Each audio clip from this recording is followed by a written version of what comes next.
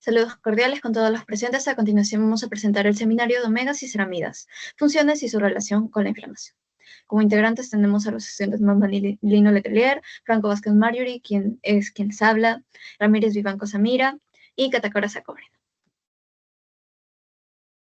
Como objetivos tenemos conocer el metabolismo de los ácidos grasos, así como sus derivados y su regulación. Además, conocer las acciones biológicas de los derivados originados del metabolismo de ácidos grasos. En este caso tenemos a la definición y estructura del ácido graso, principalmente de omegas y ceramidas. En el caso de las omegas, que son ácidos grasos esenciales, son ácidos grasos poliinsaturados, esenciales llamados así por la posición del primer doble enlace, que caso en el omega 3 está en el carbono 3, mientras que en el omega 6 está en el carbono 6 desde la cadena final. Mientras que las ceramidas serán conocidos como los esfingolípidos, que son lípidos complejos formados por un esfingosino, que es un alcohol de cadena larga con nitrógeno, unida a un ácido graso. Justamente como en el cuadro podemos ver, la función principal de las omegas, que es energía, son claves para la estructura de la membrana celular y son ácidos grasos insaturados, mientras que las ceramidas son barreras cutáneas, apoptosis, señalización, justamente la epidermis, y los lípidos complejos como los esfingolípidos. A continuación el video.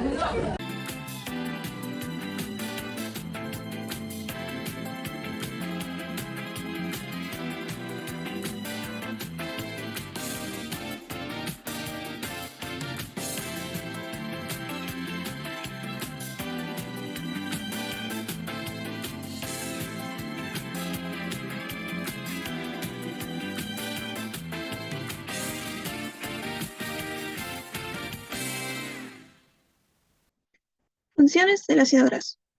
Como primera función, los ácidos grasos cumplen una función estructural porque integran a los fosfolípidos y esfingolípidos de las membranas celulares, así regulando su fluidez, permeabilidad y actividad de los receptores y canales iónicos de la misma membrana. Cumplen una función enérgica, ya que en forma de triglicéridos van a almacenar energía en el tejido adiposo. En su degradación por beta-oxidación producen gran cantidad de ATP. La señalización celular, ya que algunos derivados lipídicos funcionan como segundos mensajeros intracelulares, regulando así procesos como apoptosis, diferenciación y proliferación celular, como el DAG, que lo podemos apreciar en la imagen. Son precursores de moléculas bioactivas. Por ejemplo, sirven de base para formar eicosanoides, endocannabinoides y resolvinas, que regulan la inmunidad, inflamación y homeostasis vascular. En la imagen podemos ver una prostaglandina, que es un eicosanoide. Tienen función neurológica y visual, ya que, por ejemplo, el DHA, que es un derivado del omega 3, se encuentra en altas concentraciones en el cerebro y retina, donde va a mantener la integridad de las sinapsis neuronales y la percepción visual. Continuando con las clasificaciones de los ácidos grasos, estas pueden darse según la longitud de su cadena, tales como encontramos los ácidos grasos de cadena corta, que tienen 2 a 6 carbonos, tales como el ácido acético o el ácido butírico. Luego tenemos a los de cadena media, que presentan de 6 a 12 carbonos, tales como el ácido caprílico, de cadena larga de 13 a 21 carbonos, como el ácido oleico, y de cadena muy larga, mayores a 22 carbonos en su estructura. Bueno, según su grado de saturación, tenemos a los que son saturados. Estos no tienen enlaces dobles y se encuentran más fácilmente en sólidos, tales como el ácido palmítico. Luego tenemos a los monoinsaturados, que presentan solamente un enlace doble, se encuentran en líquidos, por ejemplo, el omega 9. Luego los insaturados, que son, bueno, tienen más de 2 enlaces dobles, se encuentran más fácilmente en líquidos y son derivados de omega 3, tales como el ALA, el EPA y el DHA. Ok, luego tenemos la clasificación según la posición del primer doble enlace. Cuando su primer doble enlace se encuentra en el carbono 3, pues tenemos el famosísimo omega 3. Luego, cuando se encuentra su primer doble enlace en el carbono 6, tenemos el omega 6, e igualmente con el omega 9, que tiene su doble enlace, bueno, su primer doble enlace en el carbono número 9. Luego, según su origen, tenemos a los ácidos grasos de origen animal, origen marino y origen vegetal. Los de origen animal son mayormente ácidos grasos saturados, los de origen vegetal mayormente son ácidos grasos insaturados, y los de origen marino, pues son altos en omega 3. Luego, según su función biológica, tenemos a los que son de función energética, mayormente son ácidos grasos saturados e insaturados. Luego tenemos a los de, bueno, función biológica estructural, tales como los fosfolípidos de la membrana celular. Luego tenemos a los precursores de señalización, tales como las prostaglandinas y el EPA. Y a los ácidos grasos esenciales, tales como el ALA, y derivados de omega 3. Según su isomería, tenemos a los que son cis y a los que son trans. Los que son cis, pues su estructura la vamos a encontrar prácticamente como si tuviera una curvatura, que mayormente son los de omega 3 y los omega 9. Luego tenemos a los que son trans, que son los procesados, ricos en omega 6, tales como los triglicéridos y el colesterol. Acá tenemos un esquema en resumen de todo lo que les venía hablando. A continuación, las fuentes nutricionales. Bueno, primero a los que son, las fuentes de origen animal. Por ejemplo, los pescados grasos son las mejores fuentes para el EPA y el DHA, que son ácidos grasos esenciales para nuestro organismo. Entre ellos podemos encontrar fuentes como el atún rojo, el salmón, la sardina, la trucha. Estos tienen funciones debido a sus, tienen múltiples beneficios como la protección cardiovascular y la salud cerebral. Ahora vamos con las fuentes de origen vegetal. Okay, estas fuentes contienen principalmente ácido linoleico o ácido alfa-linoleico, conocido como el ALA. Algunas de las más destacadas son, por ejemplo, las semillas de linaza, las nueces, la chía y el aguacate. Estos son ricos en ALA, EPA y DHA, que son derivados de omega 3.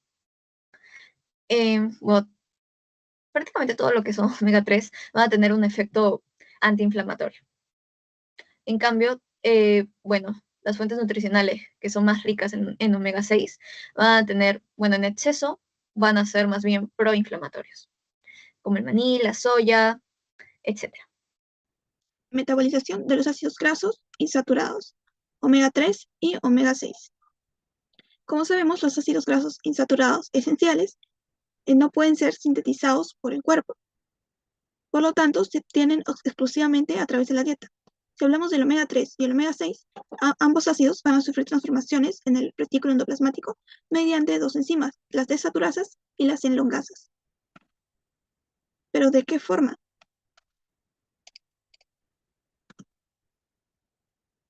Brevemente, va a ocurrir una secuencia de desaturación, elongación y una segunda secuencia de desaturación, donde los productos finales serían del omega 6 el ácido araquidónico y del omega 3 el EPA, o también conocido como ácido eicosapentanoico, que luego se va a convertir en un ácido docosahexaenoico, o también DHA.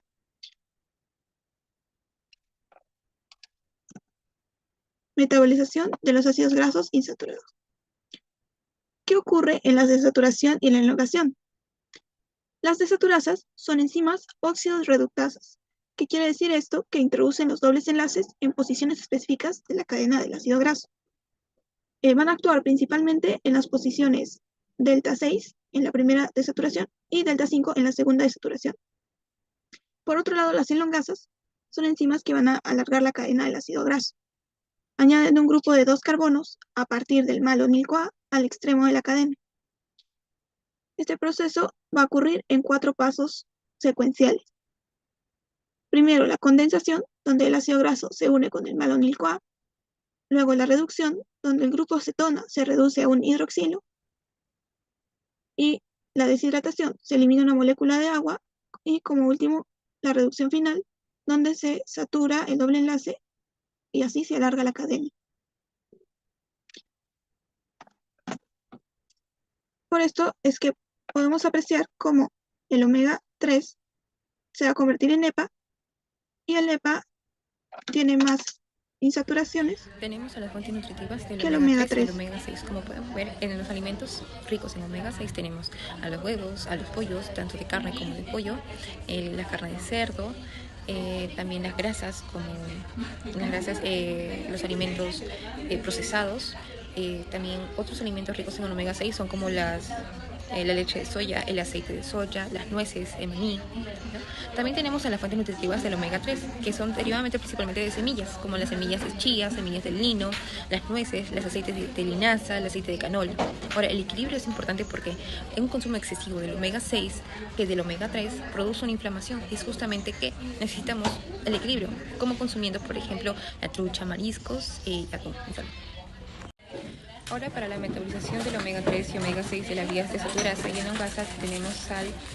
Cuando consumimos alimentos ricos tanto en los aceites como aceites vegetales, ingerimos los precursores de las omegas como el alfa-linolénico y el ácido niloleico.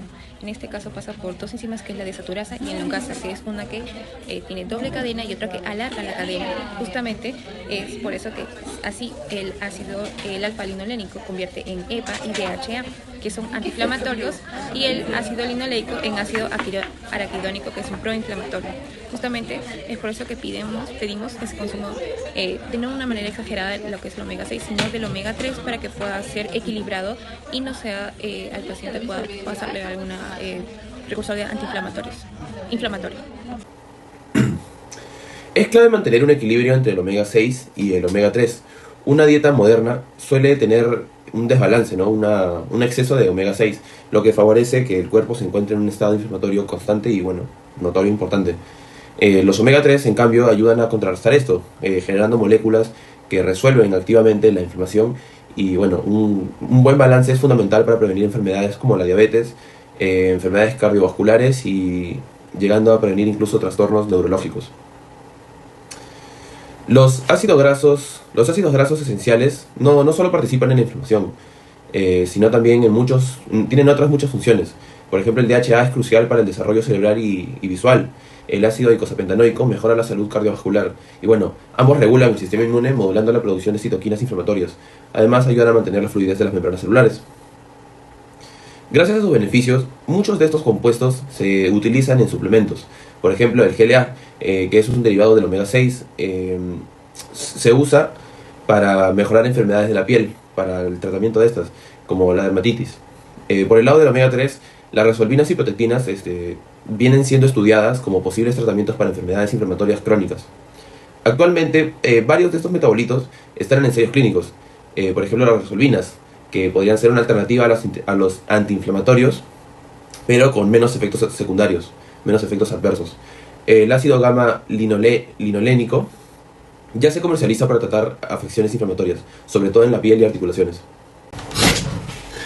Bueno, comenzamos con el ácido araquidónico, un ácido graso del omega 6 que se encuentra en las membranas celulares, que, bueno, cuando hay una señal inflamatoria y se expone a esta, este se va a liberar y va a ser metabolizado por ciclooxigenasas y lipoxigenasas para convertirse en compuestos orgánicos como las prostaglandinas, leucotrienos y tromboxanos. Estos son fundamentales en la inflamación aguda, pero si se llegan a producir en exceso pueden llegar a detonar enfermedades como la artritis o el asma, enfermedades crónicas. El ácido eicosapentaenoico es un ácido graso del omega 3 que también se incorpora en las membranas y compite con el ácido araquidónico. La diferencia está en que sus derivados, como las prostaglandinas de la serie 3 y los leucotrienos de la serie 5, son mucho menos inflamatorios. Y, bueno, además el ácido eicosapentaenoico da lugar a compuestos como la resolvina C, que pueden ayudar a terminar la respuesta inflamatoria, promoviendo la resolución y restauración del tejido. El DHA es otro omega 3 muy presente en el cerebro y la retina. También genera compuestos llamados resolvinas de la serie D, protectinas y malecinas. Todos estos metabolitos tienen funciones antiinflamatorias, neuroprotectoras y regenerativas, ayudando a resolver la inflamación sin llegar a suprimir el sistema inmune. Presentamos a una paciente de 55 años con diagnóstico de artritis reumatoide desde hace 5 años. Actualmente presenta inflamación activa tanto en manos como rodillas, rigidez matutina y fatiga, a pesar de ya estar con tratamiento de fármacos antirreumáticos. Un punto clave que tenemos que observar, pues, es la dieta que nos indica. La paciente tiene una ingesta pobre en omega 3 y alta en omega 6 y grasas saturadas, lo cual va a contribuir a los brotes inflamatorios frecuentes. A nivel molecular, es importante recordar que los ácidos grasos omega 3 ejercen efectos antiinflamatorios a través de varios mecanismos, tales como que activan los receptores PPARS, que suprimen a las citocinas proinflamatorias, mejoran la microbiota intestinal, lo que regula la inmunidad. Asimismo, el omega 3 va a generar resolvinas que van a promover la resolución activa de la inflamación, inhiben las metaloproteinasas que degradan el cartílago, además activan receptores como el GPR120 y el GPR40 que modulan la señalización inflamatoria. Por ello, debemos acompañar el tratamiento de nuestra paciente a través de su dieta, aumentando la ingesta de omega 3 y disminuyendo el consumo de grasas saturadas y omega 6. Se comprendió que el metabolismo de los ácidos grasos fue fundamental para la generación de energía y la síntesis de compuestos esenciales en el organismo. Se identificó que la regulación de este metabolismo permitió mantener el equilibrio lipídico y prevenir alteraciones asociadas a enfermedades metabólicas e inflamatorias. Se reconoció que los derivados originados del metabolismo de los ácidos grasos, como los eicosanoides y las ceramidas, desempeñaron funciones biológicas claves en el proceso como la inflamación y la señalización celular. Finalmente, se concluyó que reconocer estas rutas metabólicas y sus productos permiten valorar su relevancia clínica y su potencial como blancos